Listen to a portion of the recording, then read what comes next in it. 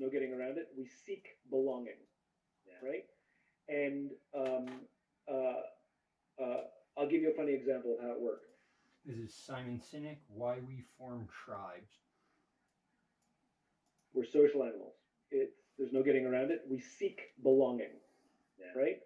And I'll give you a funny example of how it worked. So where do you live? Where are you right now? I'm in San Diego. Okay, so you're in San Diego. Are you friends with everyone in San Diego?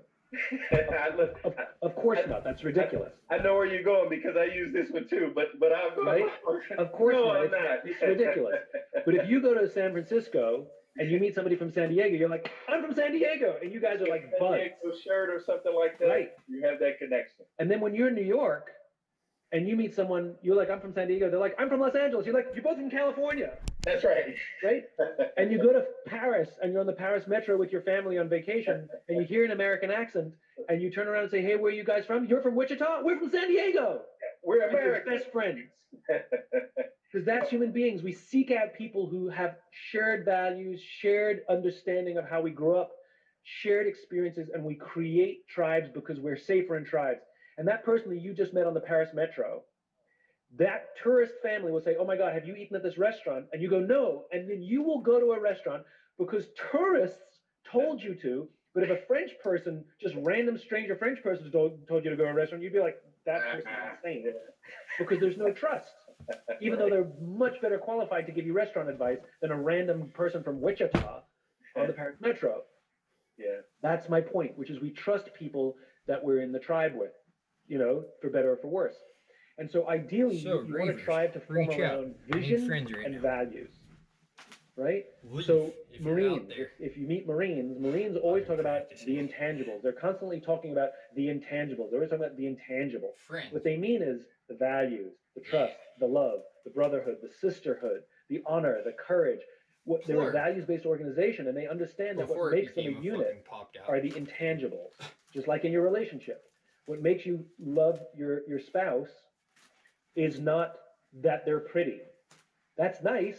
What makes you love them and trust them is the shared values, the shared understanding, the shared vision, right? And so when we give an organization a really clear sense of cause, and it's a values-based organization, it doesn't matter what our politics are. But if you take away any sense of vision or cause, what ends up happening is we start seeking out tribalism, tribal connections based on anything that we can see easily. So you get racial divisions, you get political divisions, you get all of these stupid things that really don't amount to anything.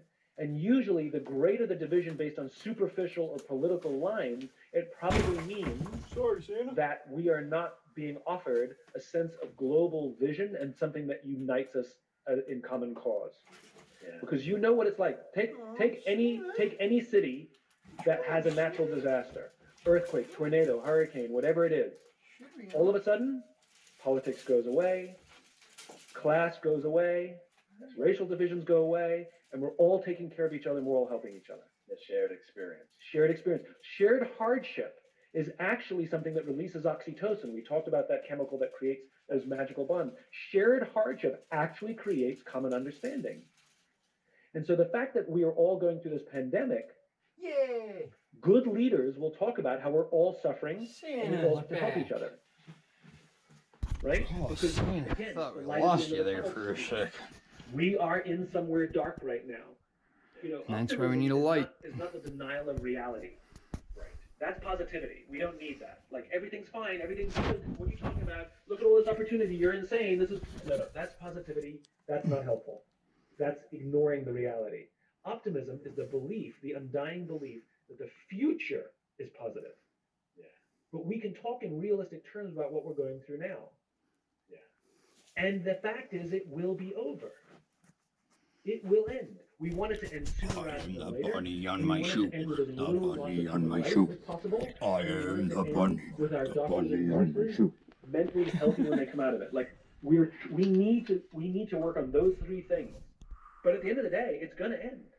Yeah. It's gonna end. It always does. It doesn't mean denial of difficulty. It doesn't mean that it's not struggle. But it means now that we can start to work together, to work through reinvent ourselves.